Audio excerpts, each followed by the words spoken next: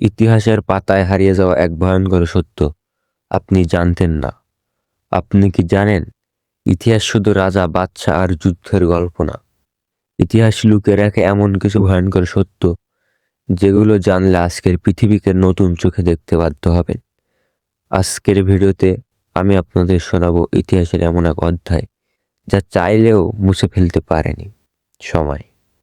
Video শেষ পর্যন্ত দেখবেন, কারণ শেষের ঘটনাটা আপনাকে ভাবিয়ে তুলবে। আজ থেকে প্রায় 800 বছর আগে মধ্য এশিয়া থেকে উঠে এসেছিল এক ভয়ঙ্কর শক্তি, মোগল সাম্রাজ্য। তাদের নেতা ছিলেন গ্রেটেস্ট চেঙ্গিস খান, যার নাম শুনলে কাঁপত গোটা দুনিয়া।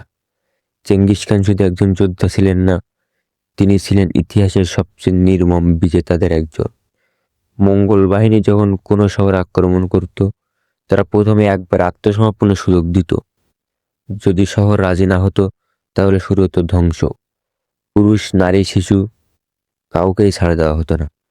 ইতিহাসবিদদের মতে চেঙ্গিস খানের অভিযানে 4 কোটির বেশি মানুষ নিহত হয়েছিল, যা তখনকার পৃথিবীর জনসংখ্যার একটি বিশাল অংশ। অনেক শহর এমনভাবে ধ্বংস হয়েছিল যে আজও সেগুলোর নাম ইতিহাসের পাতায় ছাড়া আর কোথাও নেই। কিন্তু আশ্চর্যের বিষয় হলো, এত ভয়ঙ্কর হত্যাকাণ্ডের পরও মঙ্গলরা এক জায়গায় ছিল অত্যন্ত আধুনিক।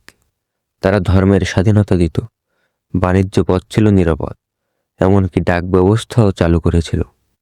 ইতিহাস এখানেই দ্বিমুখী, একদিকে নির্মমতা, অন্যদিকে উন্নত শাসন ব্যবস্থা।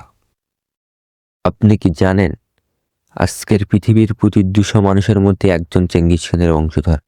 ডিএনএ গবেষণায় তথ্য প্রমাণিত হয়েছে। একজন মানুষ যিনি ইতিহাসে সবচেয়ে বেশি ধ্বংস ডেকে এনেছিল, আজও মানুষের রক্তে বেঁচে আছেন তিনি।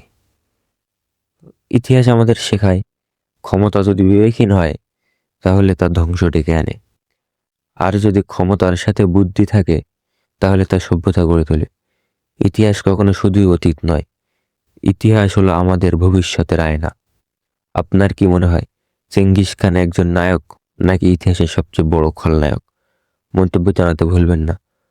ভিডিওটি ভালো লাগলে লাইক দিন।